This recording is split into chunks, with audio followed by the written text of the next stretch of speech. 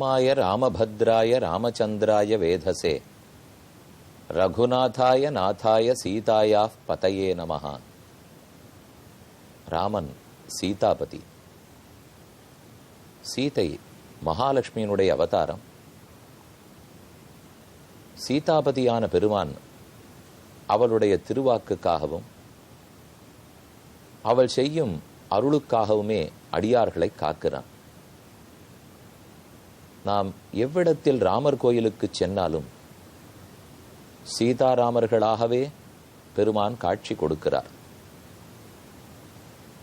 ராமர் கோயில் அல்லாத பல திருத்தலங்களில்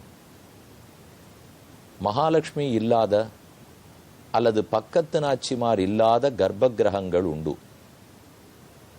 ஏன்? ஸ்ரீரங்கத்தை எடுத்துக்கொள்ளுவோம். மூலவர் பெரிய பெருமாள் ரங்கநாத பெருமாள் சயனித்துக் கொண்டிருக்கிறார். மூலவருக்கு அருகே நாச்சியார்கள் கிடையாது. திருமலை திருப்பதி எடுத்துக்கொள்ளுவோம். அங்கேயும் மூலவர் மட்டுமே எழுந்தருளி இருக்கிறார். அருகே நாச்சியார்கள் கிடையாது. தேரெழுந்தூரில் சேவிக்கிறோம். பகவானோடு கூட கருடனும் பிரஹ்லாதனும் உள்ளார்களே தவிர அருகில் நாச்சியார்கள் இல்லை. இப்படி பல திருத்தலங்களிலும் மூலவர் தனித்து எழுந்தருளி இருக்கிறார். கூட நாச்சியார் இல்லை. ஆனால் கண்டிப்பாக தனிக்கோவில் நாச்சியார் இருப்பார். தனியான நாச்சியார் சன்னதி இருக்கும். அங்கு மகாலட்சுமி கோயில் கொண்டிருப்பார். ஆனால் ராமர் சன்னிதானமாக எங்கு எழுந்தருளி இருந்தாலும் அவர் சீதையோட கூடவே தான் எழுந்தருளி இருக்கிறார். சீதை இல்லாமல் ராமன் இருப்பதில்லை. அநேகமாக எந்த ராமர் கோயிலிலும் சீதையோடையே ராமன் எழுந்தருளி இருக்கிறான். ஓரிடங்கள் பார்த்தால் வனவாசத்துக்கு ராமன் சீதையை பிரிந்த போதோ அல்லது தர்பசயன திருக்கோலத்தில் இருக்கும் போதோ கதையின்படி ராமன் எப்போது சீதையை பிரிந்திருந்தாரோ அந்த திருத்தலம் அந்த கதாபாகத்தை சொல்லுவதாக இருந்தால் அப்போது வேண்டுமானால் சீதை கூட இல்லாமல் இருப்பாள். மற்றபடிக்கு ராமர் சன்னதின்னு சொன்னாலே சீதையோடு கூடத்தான். லக்ஷ்மணனையும் பிரிய மாட்டான். அநேகமாக ஆஞ்சநேய சுவாமியும் கூட தான் எழுந்தருளியிருப்பார். இதை தரிசிக்கும் போதே நமக்கு பெரும் ஆனந்தம் ஏற்படுகிறது. தனித்த ராமனை கண்டால் பயப்படுகிறோம். சீதையோடு கூடின ராமனை கண்டால்தான் நமக்கு பிரியமே ஏற்படுகிறது. இப்போது ராமன் காட்டுக்கு புறப்படுகிறானே, சீதையை விட்டு விட்டு போவது நலமா, அழைத்து கொண்டு போவது நலமா? நம்மை பொறுத்தவரை ராமன் எவ்விடத்தில் இருந்தாலும் சீதையோட கூடித்தான் இருக்க வேண்டும். மகாலட்சுமியும் நாராயணனும் விட்டு பிரியாமல் இருந்து நமக்கு அருள் புரிகிறார்கள். நாம் ஓரொரு கோயிலாக ராமர் சன்னிதானங்களை அடைந்து அங்கே சீதாராமர்களை சேவித்து வருகிறோம். தற்போது நாம் சென்னையில் மேற்கு தாம்பரத்தில் புகைவண்டி நிலையத்துக்கு எதிரே உள்ள ஸ்ரீ கோதண்டராமர் திருக்கோயில் அதை அடைந்துள்ளோம். இத்திருக்கோயில் சுமார் 50-60 ஆண்டுகள் பழமையான திருக்கோவில். பலவிடங்களிலும் முதலில் பாலாஜி அதாவது வெங்கடேச பெருமான் எழுந்தருளுவார். சில இடங்களில் மட்டும் ஸ்ரீ ரங்கநாதன் பள்ளி கொண்டவனாக வருவார். சில இடங்களில் ராமச்சந்திரனுடைய திருவுருவம் பிரதிஷ்டை செய்யப்படுகிறது. அது அந்தந்த பிரதிஷ்டை செய்தவர்களுடைய விருப்பம். அவர்கள் உள்ளத்தில் பெருமான் எப்படி தோன்றி ஆணையிடுகிறானோ அதற்கு தக்கா போலே எழுந்துருள பண்ண போகிறார்கள். சில பேருக்கு சில இடங்களில் ஆஞ்சநேய சுவாமி அவருடைய சன்னிதானத்தை பிரதிஷ்டை பண்ண ஆணையாகும். சிலவிடங்களில் ராமர் சன்னிதானம். ஆனால் எங்கு ஆஞ்சநேயர் இருந்தாலும் அவ்விடத்தில் ராமர் இல்லாமல் இருக்க மாட்டார். எங்க லக்ஷ்மிக்கு பிரதானமான சன்னதி இருந்தாலும் அங்க நாராயணன் கூடவே சிறிய வடிவத்திலாவது எழுந்தருளி இருப்பார். ஹனுமனும் ராமனை பிரிய மாட்டார். லக்ஷ்மணனோ சீதையோ ராமனை பிரிய மாட்டார்கள். இவ்விடத்தில் ஸ்ரீ கல்யாணராமர், சீதா, லக்ஷ்மணன், ஹனுமான் ஆகியோரை நின்ற திருக்கோலத்தில் சேவிப்பதற்காக வந்துள்ளோம். கோயில் வாசற்புறத்தை எல்லாம் தரிசித்துக் கொள்ளுகிறோம். கோபுரங்களும் விமானங்களும் ஸ்தல விருட்சமும் புஷ்கரணியும் இவை இத்தனையுமே தரிசித்தால் நன்மை பயக்கும். இவை ஒன்றொன்றும் கோயிலுக்கு பெருமை சேர்க்கின்றன. உள்ளே நுழைகிறோம். சிறந்த பலிபீடம், தீபஸ்தம்பம், கருடக்கொடி இவைதான் நம்மை எத்திருக்கோயிலிலும் வரவேற்கும். சேவித்து கொண்டு பிரதட்சணமாக வருகிறோம். கோயிலில் எப்போதுமே நமக்கு ஒரு தூய்மை, தனிமை, மனத்துக்கு தெளிவு, சாந்தி ஆகியவை காத்திருக்கும். அதற்காகத்தானே ஒரு பக்தனும் கோயிலுக்கு வருகிறான். பல சமயம் நாம் துக்கத்தோடே போயிருக்கிறோம், பெருமாளிடம் சொல்லி அழுவதற்காக.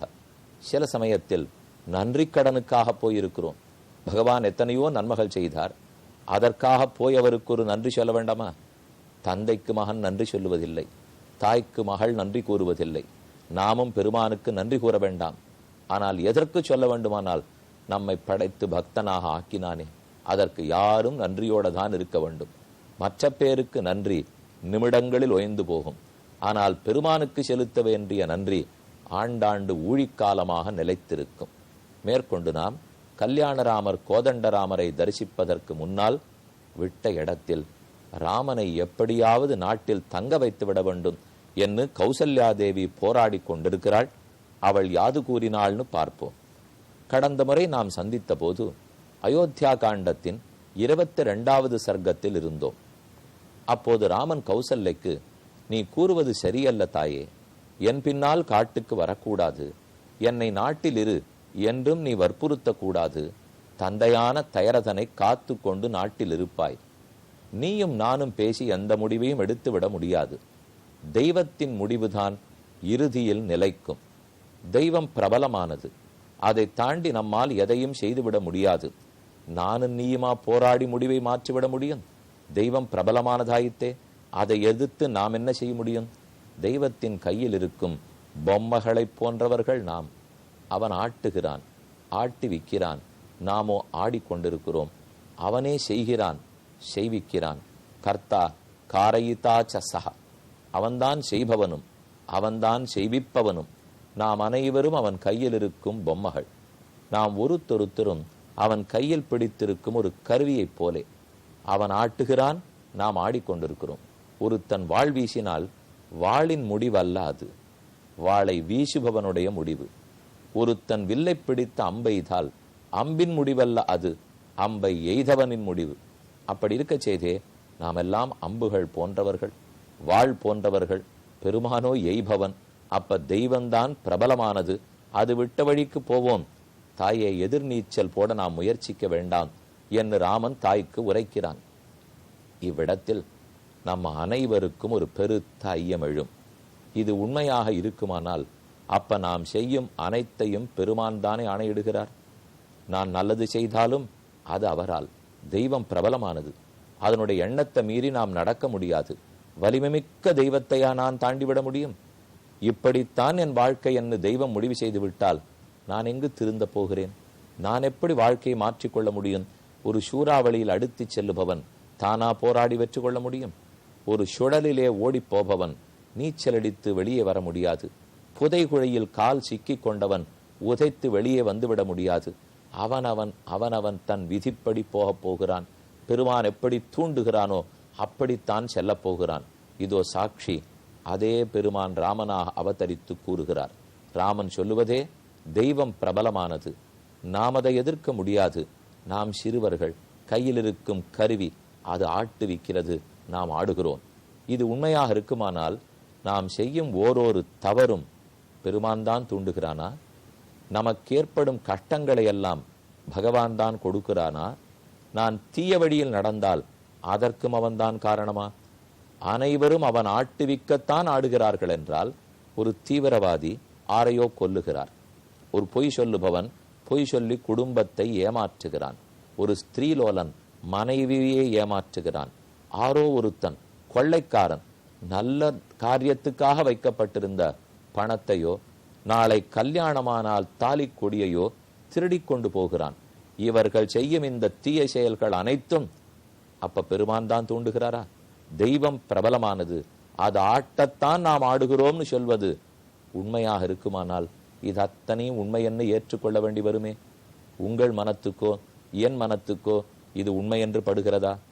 ஒரு பக்கத்தில் நாம் அனைவரும் ஒத்துக்கொள்கிறோம், பகவான் ஆட்டத்தான் நாம் ஆடுகிறோம் என்று. ஆனால் மற்றொரு பக்கத்தில் பின் ஒரு கொள்ளைக்காரன் கொள்ளையடித்தால் என்னால் பெருமான் தூண்டித்தானே கொள்ளையடித்தார்.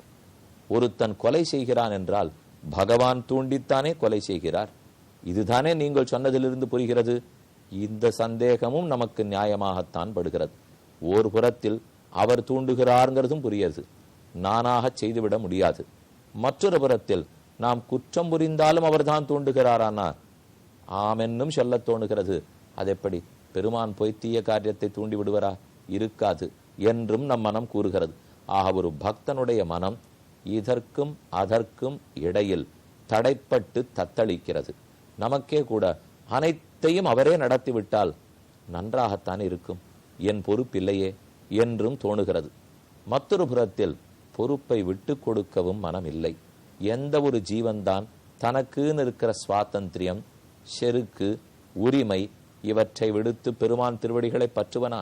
இனி என் வாழ்க்கை என்னதல்ல, அவரது, அவரிட்ட வழக்காக வாழப்போகிறேன் என்று நாம் அவரிடத்தில் சமர்ப்பித்து விட்டோமான்னு கேட்டால் அதற்கும் இன்னும் நம் மனம் இணங்கவில்லை. சரி, சமர்ப்பிக்கவில்லை. அப்ப உனக்கு நடக்கும் நல்லதுகளுக்கும் தீயதுகளுக்கும் நீயே பொறுப்பேற்றுக் கொள்ளுகிறாயான்னு கேட்டால் அதற்கும் நம் மனம் தயாராக இல்லை. அப்ப பெருமான் தான் இந்த தீயவர்களத்து தூண்டுகிறார், ஒத்துக்கொள்ளுகிறாயான்னு கேட்டால் பக்தனுக்கு அதற்கும் மனமில்லை. அப்ப எத்தனை குழப்பம்! இந்த குழப்பங்களுக்கு நடுவிலே தான் வாழ்ந்து கொண்டிருக்கிறோம். விடை தேட வேண்டாவா? அவசியம் வேணும். ஏன்னா வால்மீகி ராமாயணத்தில் ஒரு வார்த்தை வருகிறதென்னால், அதுவும் ராமனுடைய வாக்கில் வருகிறதென்னால் அதில் எத்தனையோ உள்ளர்த்தங்கள் பொருந்தி கிடக்கும். நம்முடைய பூர்வாச்சாரியர்கள் அத்தனையும் ஆராய்ந்து எந்தெந்த இடத்தில் முரண்பாடு மேலெழுந்த வாரியான முரண்பாடு இருக்கிறா போல இருந்தாலும் அதை பற்றி நீண்ட நெடுங்காலத்துக்கு ஆலோசித்து, இப்படி இங்கு இருக்கிறதே, அப்படி அங்கு இருக்கிறதே, இது ரெண்டையும் எப்படி பொருந்த விடுவது, ஒன்றுக்கொன்று விரோதம் இல்லாமல் முரண்பாடு இல்லாமல் இப்படித்தான் பொருந்த விட வேண்டும் என்று நம்ம பூர்வாச்சாரியர்கள் கூறியிருக்கிறார்கள். உங்களிடத்தில் ஒரு வேண்டுகோள். எத்தனையோ படைக்கிறோம், அறிவியல் வாசிக்கிறோம், கணக்கு பாடம் படிக்கிறோம், அவரவர்கள் பெரும் வக்கீலுக்காக படிக்கிறார்கள், மருத்துவ தொழில் படிக்கிறோம், எல்லாம் உண்மை. ஆனால் நம் வாழ்க்கையை பற்றிய கல்வி, இது இத்தனையும் தொழில் புரிகிறோம், சம்பாதிக்கிறோம், வாழ்கிறோம். அத்தோட வாழ்க்கை முடிந்து போகாது. ஆத்மாவை பற்றி தெரிந்து நான் எதற்காக இங்கு பிறந்திருக்கிறேன், ஏதோ எனக்கு இந்த வாழ்க்கையில் நடக்கிறதே, இது எதனால் எனக்கு நடக்கிறது புரிந்து கொள்ள வேண்டாமா? அது நம் கையில் இருக்கிறதா, நம் கையில் இல்லையா? நம் வாழ்க்கையில் என்னென்ன நடக்கிறதோ அது நம்முடைய வசத்தில் இருக்கிறதா, நம் வசத்திலேயே இல்லையா என்பதும் நமக்கு தெரிய வேண்டும். ராமன் ஒரு வார்த்தை பொட்டில் தெரித்தாற் போலே தெய்வம் பிரபலமானது, அது விட்ட வழிக்குத்தான் நாம் போக முடியும். இப்போது தெய்வம் முடிவெடுத்திருக்கிறது, நான் காட்டுக்கு போக வேண்டும் என்று. தாயே, நீ தடுத்து விட முடியாது என்று ராமன் கூறுகிறான். இந்த முடிவை தயரதன் எடுத்தானா, கைகேசி எடுத்தாளா, ராமன் எடுத்தானா, விதி எடுத்ததா, ராமனின் கர்மம் எடுத்ததா, தெய்வம் எடுத்ததா? ராமன் காட்டுக்கு போகும் முடிவை ஆர் எடுத்தார்கள்? முக்கியமான விசாரம், காத்திருந்து கேட்போம்.